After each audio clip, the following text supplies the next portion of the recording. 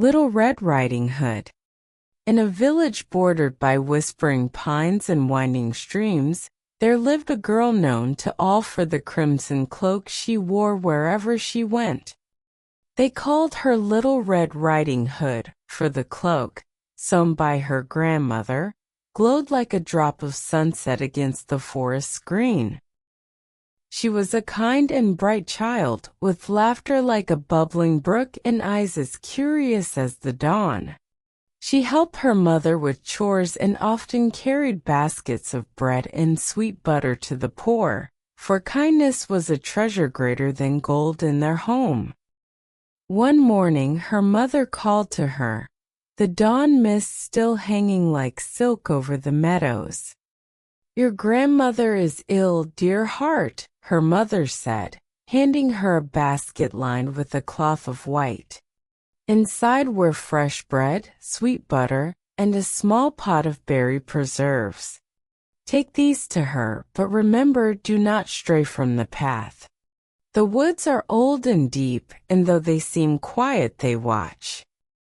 Red Riding Hood nodded, clutching the basket. She kissed her mother and set off along the mossy path that wound into the forest. Birds flitted through the branches, their songs clear as silver bells. Sunlight trickled through the leaves in golden drops. She walked lightly, humming a song, her red cloak flickering between the trunks like a flame. But the forest was not empty. Among the shadows moved the wolf, gray as smoke, with eyes sharp as ice.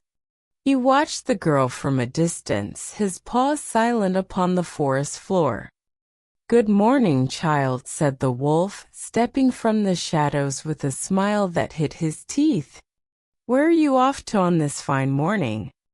"To my grandmother's cottage," said Red Riding Hood, "beyond the mill and under the tall oaks." "What a dutiful grandchild," said the wolf, tilting his head. "But why not gather some flowers for your dear grandmother? Surely she would love a handful of wood violets and daisies." The girl looked at the meadow where flowers nodded in the breeze and thought of how they would brighten her grandmother's room. "All right," she said, stepping from the path to pick a small bouquet. But the wolf, with cunning in his heart, ran down the path, swift as wind through the trees, until he reached the small cottage with the thatched roof, nestled beneath the oaks. He knocked lightly. "Who is it?" came the frail voice of the grandmother. "Come in, dear," the grandmother called. The wolf pushed open the door, and before the grandmother could cry out, he swallowed her whole in one greedy gulp. Then, finding a nightcap and shawl, he dressed himself and climbed into the bed, pulling the covers up to his chin, for the wolf's hunger was matched only by his cunning. Soon Red Riding Hood, flowers in hand, reached the cottage. She knocked on the door. "Who is it?" croaked the wolf, trying to sound weak and old. "It is I, your granddaughter," she said, stepping inside. The room was dim and the shadows were long. Red Riding Hood approached the bed. "Oh, grandmother," she said slowly, "what big eyes you have!" "All the better to see you with, my dear," said the wolf. "Oh, grandmother, what big ears you have!" "All the better to hear you with, my dear."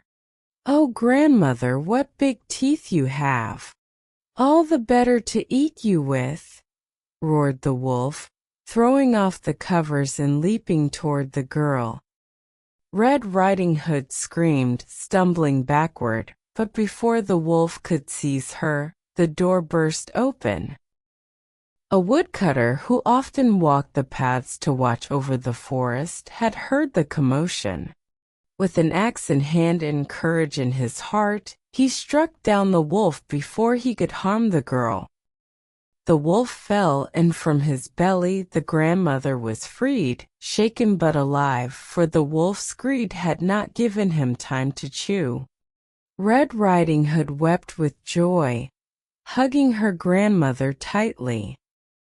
"Thank you," she said to the woodcutter, who nodded and went on his way, leaving them to their peace. They shared the bread and butter and sweet preserves together, the small cottage warm with laughter and the scent of wildflowers.